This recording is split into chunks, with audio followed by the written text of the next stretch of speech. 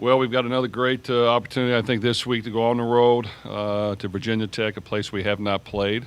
So it'll be a great environment for our guys to play in. I know the stadium gets loud and there's a good atmosphere, so hopefully that'll be a great experience for us. But, Virginia Tech's playing well. I think they've been very competitive since the change they made. They're 3-2. They're going to give us some problems. They play aggressive on defense and have some good players, and on offense have a big, strong quarterback who can run. Is very effective running the football, and two solid running backs as well to go along with them. So we will have to be able to defend that and defend it well. It's we got to practice well this week. Got to get better on some of the things that have showed up over the last couple of games. And work hard at doing that, get guys healthy as we can, and get ready to go down there and play as hard as we can and figure out a way to win.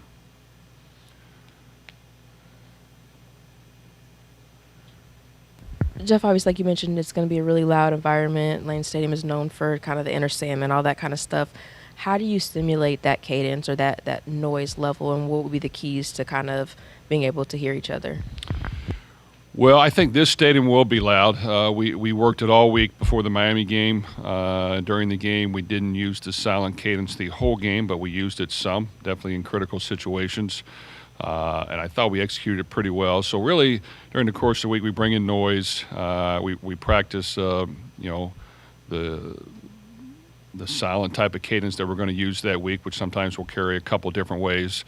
And you just got to keep practicing. And sometimes we stay after practice and go over it as well. But everybody's got to be locked in and on the same page, and it definitely challenges you. It limits some of the things that you're able to communicate and do on offense. So that package has to be tied up a little bit sharper. But it's definitely a home field advantage. Jeff, I was curious on the injury updates for a couple guys. Do you expect maybe Duke Watson to be able to come back for this week? And since it's been roughly a month and a half since Stanquan Clark's injury, do you still expect him to be out the rest of the year, or are you kind of thinking maybe he could come back? Good questions. Duke Watson, we will try to get back in practice this week. It's too early to tell. I'm always hopeful, but it's too early to tell. Stanquan has rehabbed very well, and we actually will try to see how much he can do this week. But it'll be his first week of practice, and if we can pull that off. So I'm not going to rule that off the table, but we'll see how this week goes. He has progressed extremely well up to this point, and there is a slight chance. Jeff, when you watched the film, what did you see specifically, maybe defensively? Well, there wasn't much to watch offensively in the first half, not many plays, but what did you see defensively when they were kind of moving the ball against you guys that maybe you liked or you didn't like from the other night? Well, I think we the first two drives were not our best drives on defense. We were a little more vanilla than we had been. We didn't get off the field on third down. We let them convert a third and long the first time around on a completion that we should not have. And then we kind of busted a couple things that cost us. From there, I thought we ramped up the intensity on the quarterback, got a little more creative in what we were doing, and got a little bit more on the same page, and that helped us. Would we like to play more efficient early on with some of those calls? Yes, we would. So we got to work on being able to play some regular defense more soundly and crisply and get off the field on third down. After those first two drives, the ability to get off the field on third down increased and went way higher. So I thought we improved as the game went on. But, yes, we need to start better. Has Virginia Tech changed a whole lot, obviously, with the change? And defensively, are they kind of doing what they've normally done? Well, I think that, preseason they were touted as a really talented football team and a chance to win the conference. So I think they have talent, and without question, you see that on game film. On offense, they have a quarterback who has a ton of experience. He's big and strong and can run. So if you allow him to run and get yards, then they're going to control the ball and have third and short manageable situations that he can run the ball and get the first down, and they can take it and score. They got two strong running backs, and they've done a good job with the talent they have on defense. They play hard and aggressive, and I don't think the defense has been the issue over the last couple of years. I think they fly around to the ball. They have a good package, and it's a good football team. Jeff, kind of a bigger picture question. Obviously, Virginia Tech fired the head coach pretty early in the season. It seems like a lot of head coaches are getting fired.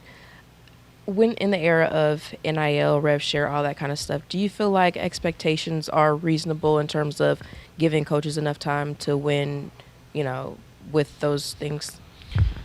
Well, I totally dislike when coaches are let go during the season. It's awful to see. You like for them to at least be able to finish what they started that year. But, that's kind of what we've got it to this point. And, I think it's important, like any team, you try to win now with the resources you have and build the team accordingly. And, of course, we're going to develop young talent and keep getting them ready and all those things. But I think everybody just wants to see wins now. So I think it's just our job to do the best we can to win every year. And when that year's over, readjust and try to win again the next year. Jeff, after the game and multiple games, we've heard from Miller Moss and yourself talk about how the offense hasn't been clean or efficient enough. Are there a couple things that you can pinpoint that you see going into a week that may be a cause of them not being as efficient as you'd like? Well, I think as you look at college football and football in general, defenses can do a good job. They have good talent.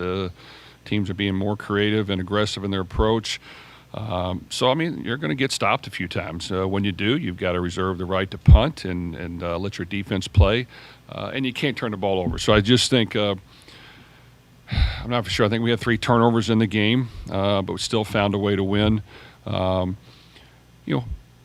Being efficient means taking what they give you. Defenses have thrown a lot at us. I think some pressure packages, we got to figure out a way to get a little better answer and try to get some positive yards. But at the same time, when our defense uses their pressure package, it normally has success as well because it challenges the offense. It's hard to run against it. And in passing game, you got to get open quick because the rush is coming. So I just think we've got to continue to put together the best strategy in order to defeat certain things. And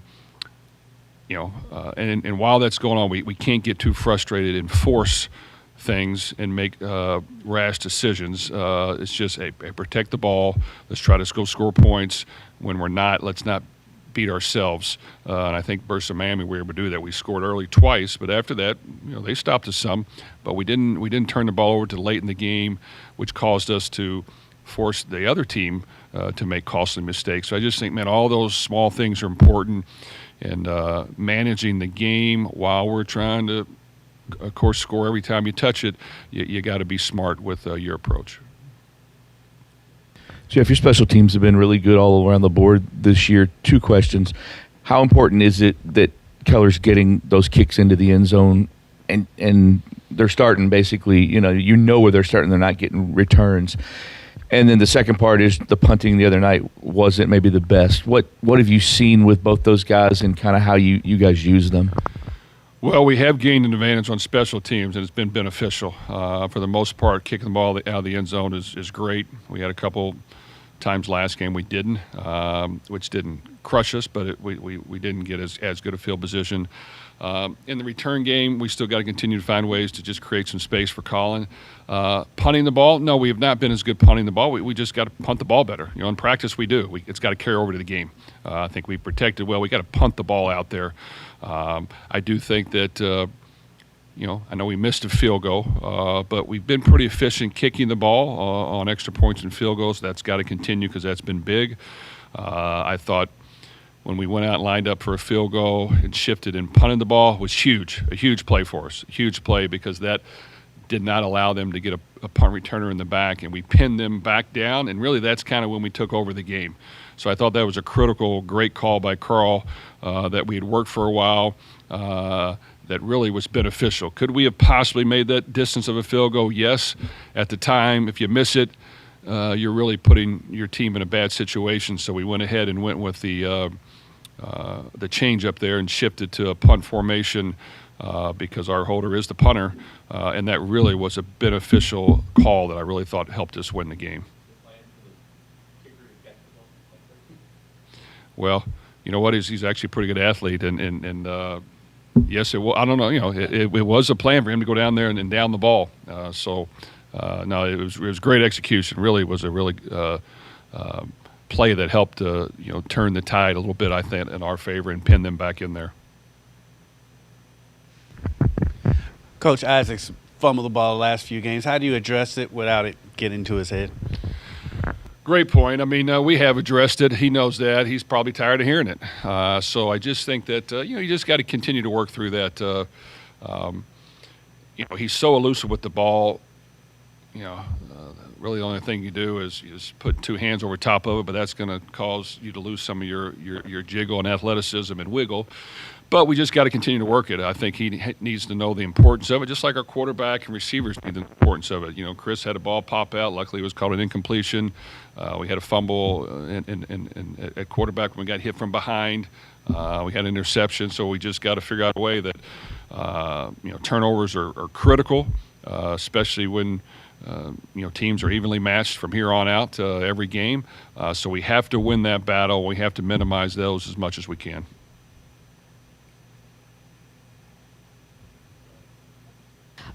Miller talked on Saturday night about going from the hunter to the hunted. It seems like with what you've been able to do at Louisville the past 3 seasons, that's the case where it's no longer the underdog, but you guys are favored in a lot of these games. How do you mentally prepare your team to go from that, chip on your shoulder to being the team to beat? Well, those things are going to happen whether you're hot or whether you're not. You've got to be able to play when the pressure's on the other team and you're relaxed, and you got to be able to play when the pressure's on you. And I just think for us, as boring as it sounds, a one-game season is what we always preach. We talk about it, we work it. I think our guys fully understand whether you win or lose one week, you got to go win the next game. So you can't get too high when you win, and you can't get too frustrated when you lose. Otherwise, you're not going to win the next game, and you just kind of have to teach that mentality. It's not easy. You got to block out what other people are saying, which is common. I mean, it's going to happen, and you got to go to work. And I just think if we go to work every week and we put the work in, and we continue to work on correct some of the mistakes we made and go out there and cut it loose on game day and not make critical mistakes, we'll have a chance. And I just think you got to continue to stress that and the importance of everything is a one-game season. The next game is the most important thing ever, and let's just work our tail off and then be able to look in the mirror when the day's over and say, all right, I put in the work, now I can go to sleep, get up and do it again tomorrow, and then go cut it loose game day. And I just think, even when you're losing, you gotta still have that same mentality. Otherwise, you're going to get frustrated and you're going to get down a little bit, and you won't be as hungry. So I just think both those things have to come into play. Okay, thanks, guys.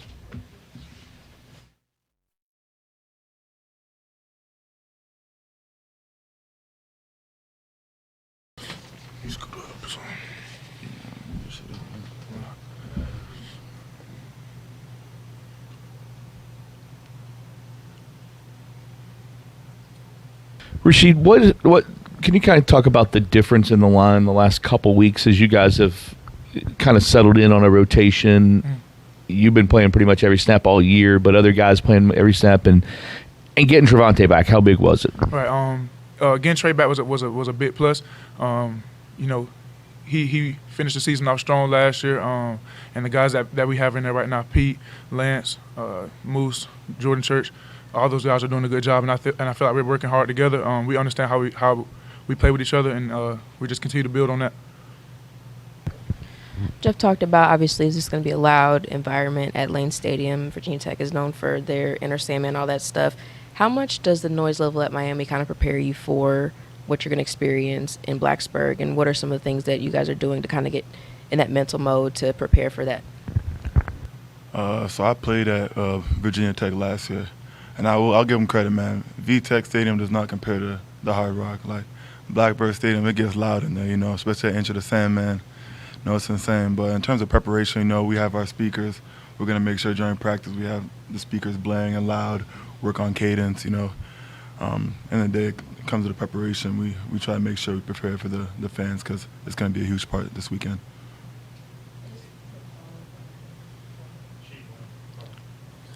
Yeah, we understand that their place is going to be a hard environment to play in. But each and every week, we get those reps in with those type of scenarios.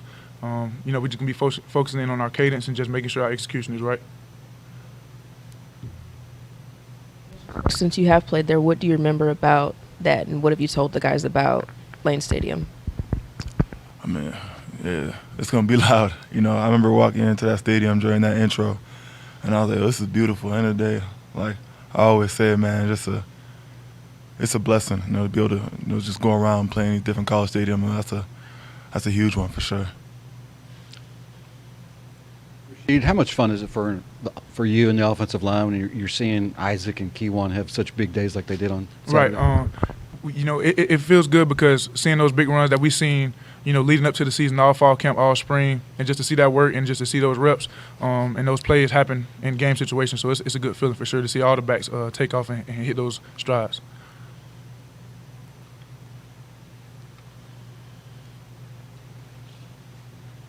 Wesley, can you speak to the game the other night and then kind of how you guys can improve on that? And Coach was talking about, the first couple series weren't the best defensively. What was the difference, do you feel like, as the game kind of got going on, and how do you learn from it?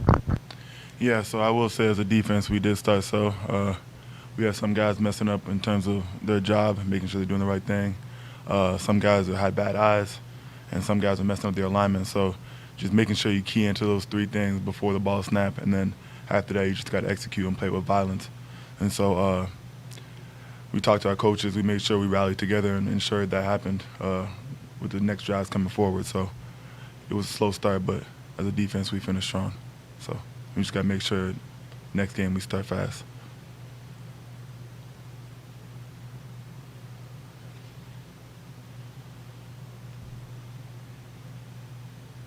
You guys, what is it?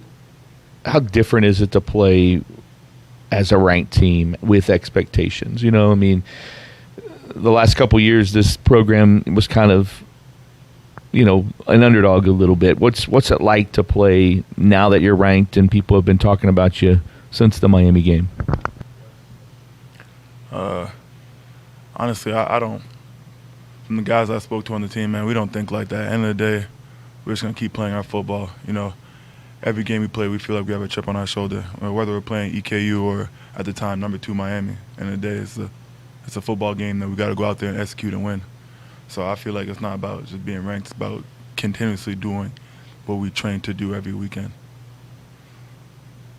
Yeah, and like Wes said, Coach always talks about a one-game season. And we understand that each and every week we got to go earn it, whether we're ranked, unranked, win, lose, or draw. We got a job to do, and that's what we're focusing on, our execution, just making sure we putting the work in and preparing the right way to go win football games.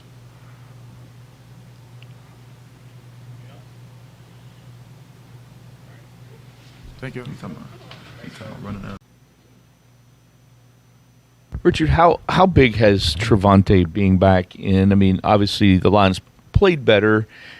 Was that the big thing, or was that kind of the missing piece, or how big has it been, and what does he do to kind of help things move along?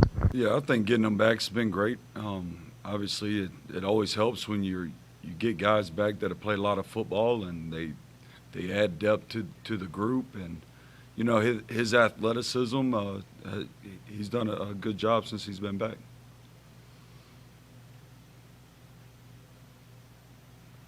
Backs, I guess, combined for 300 yards. Isaac going over 200. Obviously, Keywan was quite complimentary of the offensive line after the game. Can you just kind of discuss about their performance and opening up holes and running lanes for those two? Well, I think they went out and executed. And that's every game. We got to go out there and we got to execute, and you got to do your job, do your assignment, and I thought they handled it, and I thought they did a decent job last week.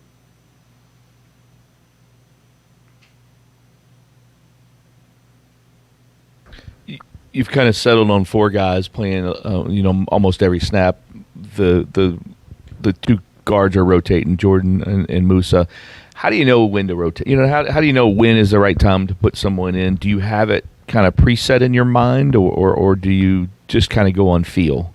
And then could you just talk about both those guys and what they bring? Yeah, they both both have played a lot of football. Obviously, Moose has played more since he's older. You know, good length and size, good athleticism. You know, I think Church brings some physicality to the group. You'll see him when he does a great job when he pulls and kicks guys. And you know, you go into it and you say, all right, every other series or every how many series we're going to rotate this week, and then kind of get a feel who's playing the best late in the game and the situation of the game, and just kind of let them roll from there.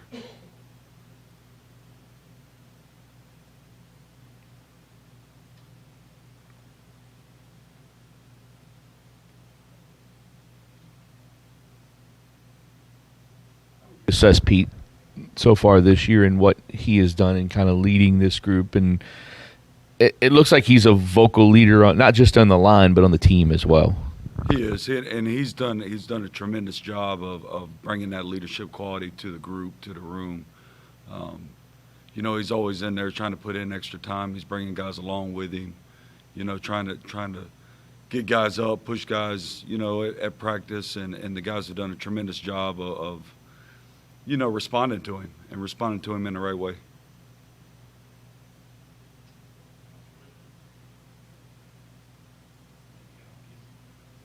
Thank y'all.